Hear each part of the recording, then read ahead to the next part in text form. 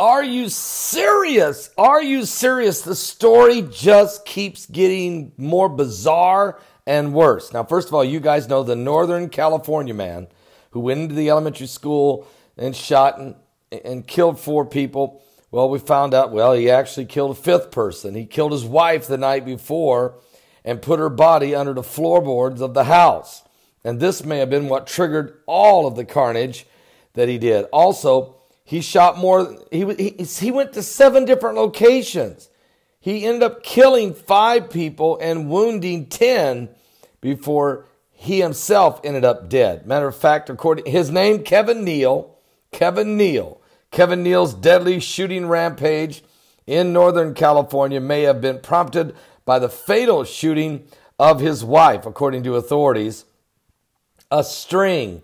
Neal was identified as the gunman who killed 4 people initially in a string of shootings on Tuesday, shot and killed his wife, though, the previous night, and concealed her body under the floor of his home there in Tiama County, in Rancho Tiama, California. Matter of fact, the discovery of the spouse's body brought the death toll to 6. That includes the gunman. We believe that's probably what started this whole event, according to reports, that Kevin Neal shot and murdered his wife. Neal had been out on bail for assault with a deadly weapon back in January of this year, and officials said the 44-year-old Kevin Neal was not law enforcement friendly. Authorities a number of times had come to his house after complaints that shots were fired from the property. And as this went on, Neal's sister told CNN, Sarah Seidner, that he had struggled with mental health issues for at least 20 years.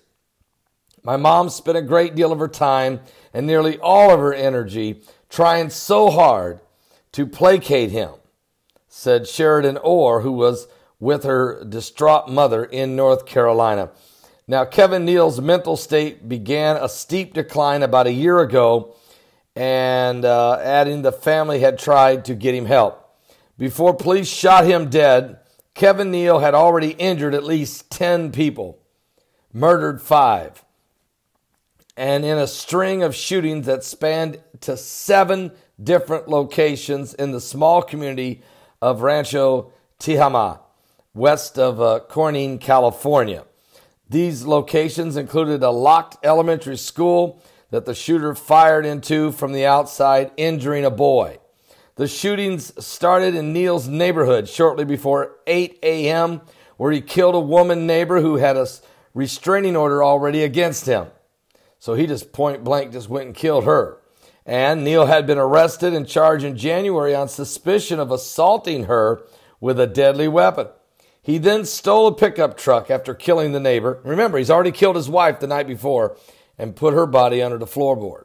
After then killing the neighbor, he stole a pickup truck and he drove for about 25-minute rampage in town, shooting at homes, shooting at motorists, eventually the school. And apparently at random, Johnson said Neal manufactured some of the weapons he used on Tuesday. This guy was bent on driving by residences and arbitrarily just shooting at them.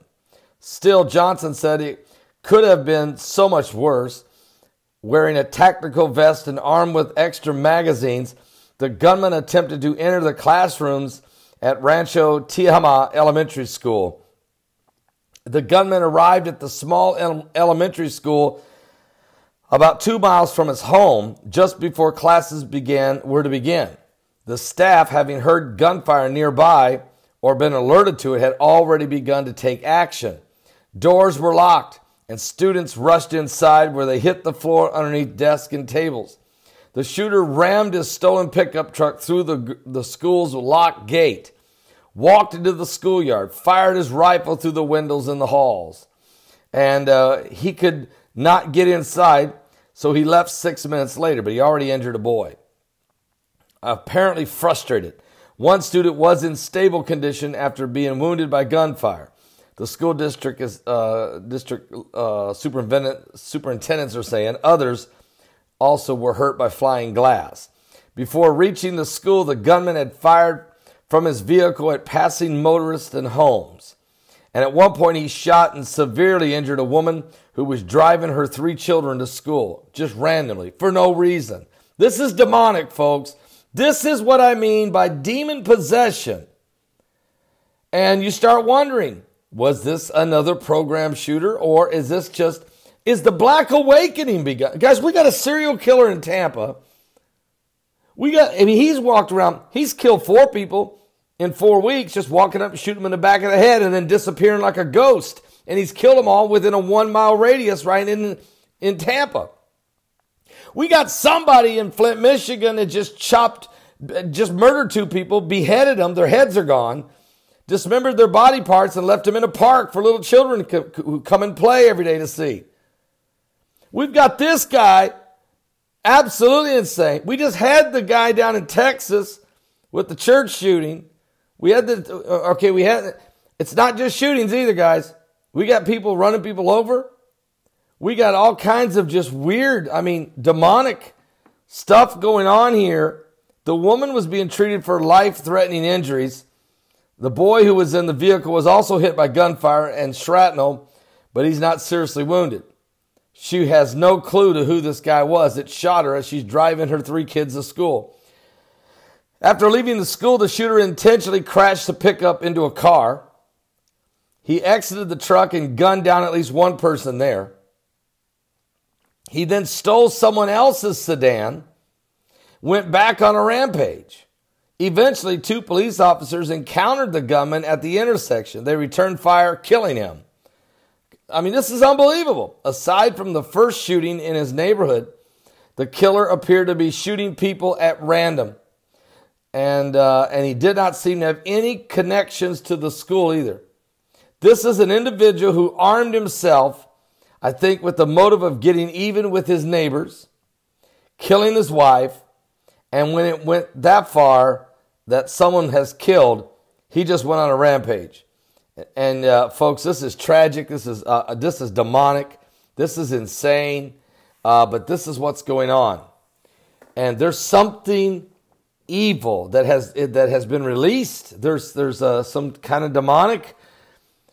There's a lot of demons in the world, okay? And people do get demon possessed, but we're seeing some really creepy stuff now and some really, really weird things. And so this is why you need to read Psalms 91. Every Christian should be pleading the blood of Christ over yourself and your family. You might say, I don't really do that. Everything's safe in my neighborhood. You don't know who is around the corner. You don't know who's the next guy you're going to meet on the highway. You have no idea that the devil is out there. The Bible says, for the thief cometh not, but for to kill, steal, and destroy. But I've come to give you life. Jesus said, and give it to you more abundantly. It's getting crazier by the minute. I'll see you guys tonight. I'll be live again at 10 o'clock. We'll get you up to speed on all the current world events and how they relate to biblical prophecy. I'll see you at 10 p.m. on Prime Time Live.